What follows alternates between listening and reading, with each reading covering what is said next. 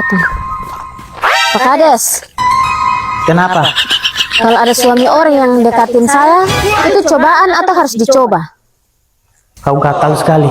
Itu namanya cobaan. Jadi kau tidak perlu coba. Memangnya suami orang itu makanan prasmanan. Jadi kau harus coba biar kau tahu diperasa. Oh, begitu Pak Kades. Pak Kades, kalau buku nikah hilang, saya harus nikah ulang. Atau saya urus buku nikah baru. Bikin surat nikah lagi toh?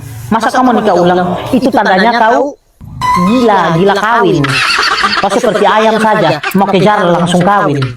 Terus kalau saya suami yang hilang bagaimana Pak Kades?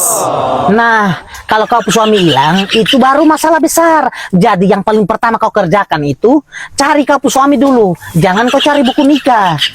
Terus kalau saya dengan saya suami sering bertengkar, itu wajar atau tidak Pak Kades? Itu wajar sekali, wajar sekali. Jadi kalau bisa, jangan bertengkar. Baku tumbuk saja.